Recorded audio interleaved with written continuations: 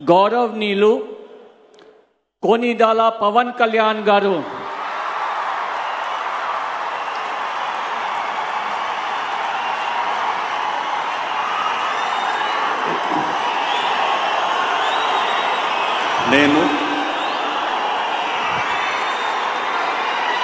కొనిదెల పవన్ కళ్యాణ్ అనే నేను శాసనం ద్వారా నిర్మితమైన భారత రాజ్యాంగం పట్ల నిజమైన విశ్వాసం